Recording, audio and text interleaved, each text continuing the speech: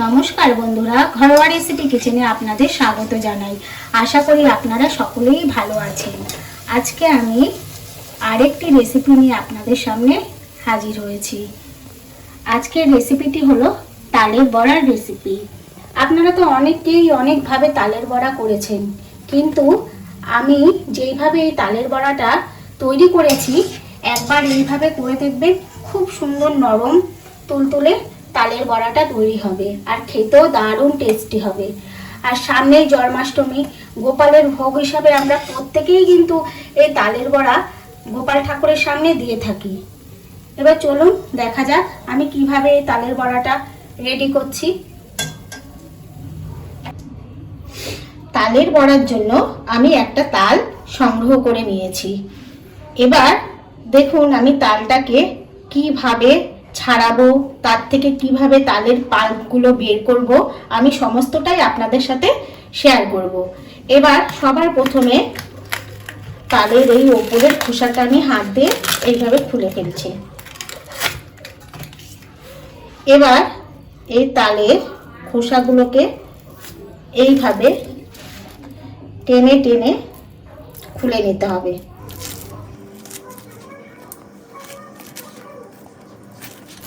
এইভাবে আমি সমস্ত তালটা আগে ছাড়িয়ে নেব খোসাগুলো। দেখুন আমি তালটাকে কিন্তু সম্পূর্ণ ছাড়িয়ে নিয়েছি। এবার এটাকে এরকম ভাবে ভেঙে নিচ্ছি। এই তালটার মধ্যে তিনটে আটি আছে। তালে সাধারণত কোনোটায় দুটো, কোনোটায় তিনটে এরকম আটি হয়। আটিগুলো ছাড়িয়ে নিলাম এইভাবে আমি। এবার আটিগুলোতে আমি সামান্য একটু জল দিয়ে, এরকম করে জল দিয়ে একটু ভিজিয়ে নেব। তবে তালের যে পাল্পগুলো আছে, বেশি জল না, এই যে সামান্য একটু জল দিয়ে দিলাম, দিয়ে একটু এরকম ভাবে ভিজিয়ে ভিজিয়ে একটু এভাবে নরম করে নেব। তারপর আমি এটাকে ঘষলে এর থেকে সুন্দর তালের পাল্পগুলো বেরিয়ে আসবে। তা না হলে একটু শক্ত থাকে, বেরোতে চাইবে না ঠিক করে।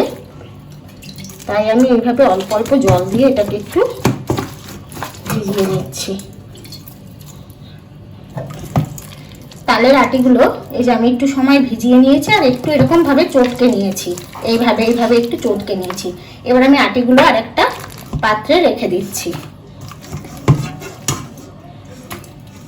এবার এই পাত্রটার উপরে আমি এই ধরনের একটা ফুটো থাল নিয়ে নিয়েছি, চালনি মতো।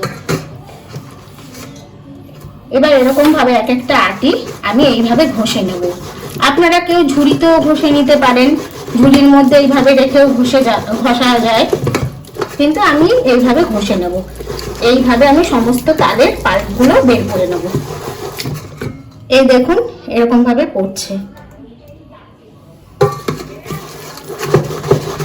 দেখুন আমি সম্পূর্ণ তালটা ছাড়িয়ে, যে আমার এই তালটা থেকে এতটা পাল্প বেরিয়েছে।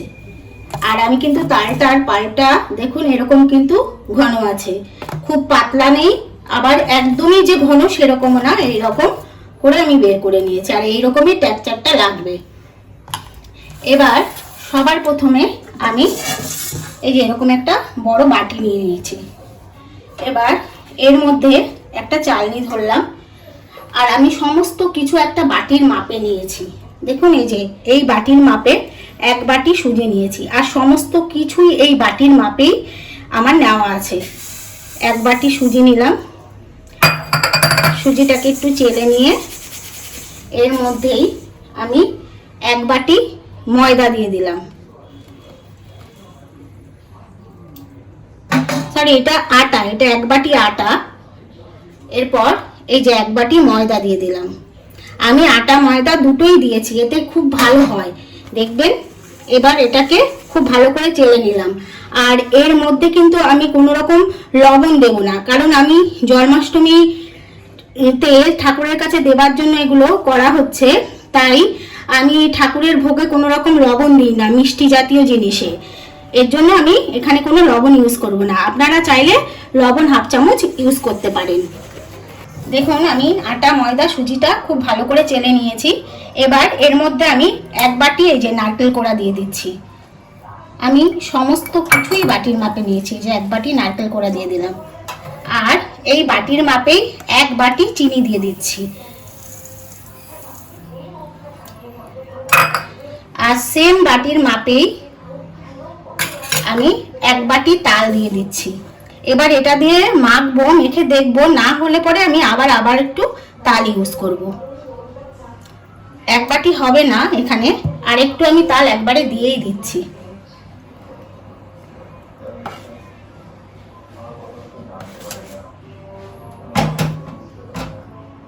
এই যে আমি সেম বাটির মাপে 2 বাটি তাল দিলাম এখানে। এবার এগুলো সমস্ত কিছুকে আমি খুব ভালো করে মেখে নেব।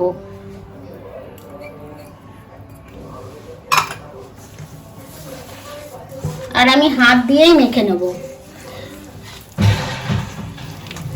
দেখুন আমি সমস্ত কিছু দিয়ে খুব ভালো করে মাখিয়ে নিয়েছি। আর এটা যত এইভাবে ফেটিয়ে ফেটিয়ে মাখাবেন তত কিন্তু বড়াগুলো সুন্দর হবে, নরম তুলতুলে হবে, খেতে দারুণ হবে। তাই আমি এইভাবে খুব ভালো করে ফেটিয়ে নিয়েছি। এবার আমি এটাকে আধ ঘন্টার জন্য ঢেকে রেখে দেব, কারণ এর মধ্যে সুজি দেওয়া আছে, সুজিটা এর সঙ্গে খুব ভালোভাবে মিশে যাবে। আমি এবার আধ ঘন্টার জন্য ঢাকা দিয়ে রেখে দিচ্ছি।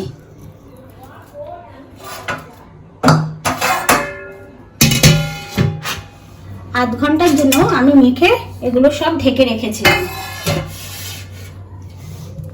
এবার দেখুন ব্যাটারটা আমার সম্পূর্ণ রেডি হয়ে গেছে।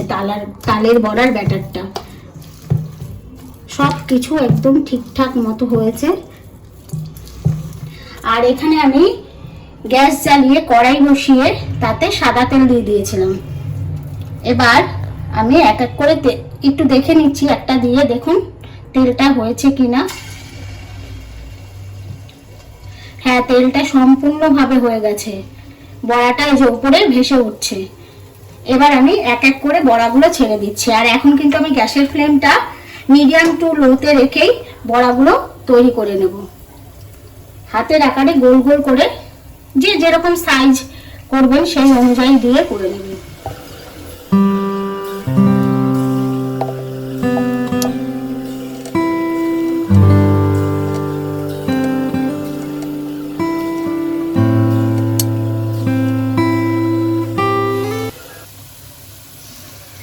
এবার আমি এগুলো প্রথম খোলায় দিয়ে দিলাম। এবার একটু নেড়ে চেড়ে নেবো।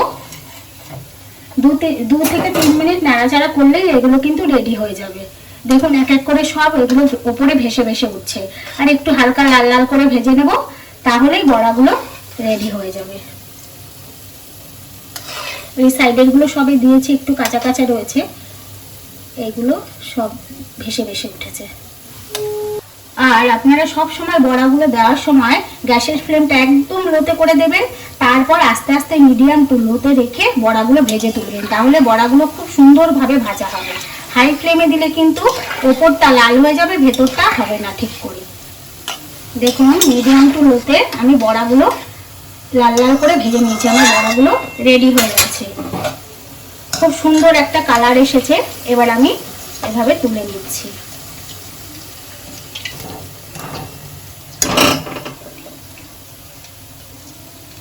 আমি এখানে একটা ঝুড়ি নিয়ে নিয়েছি, তার মধ্যে আমি একটু পেপার দিয়ে দিয়েছি, তার উপরে বড়াগুলো রেখে দিচ্ছি। তাতে এতে তেলটা সব টেনে নেবে কাগজে।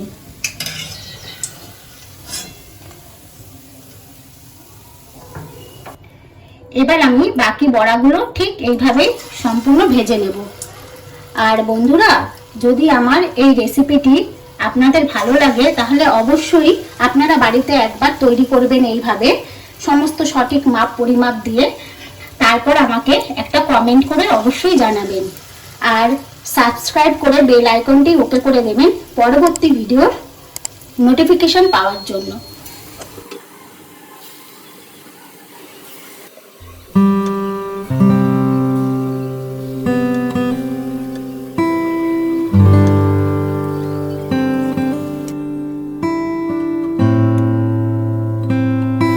দ্বিতীয় খোলাটাও হয়ে গেছে খুব সুন্দরভাবে। এবার আমি এরকম ভাবে ছেঁকে ছেঁকে তুলে দিচ্ছি।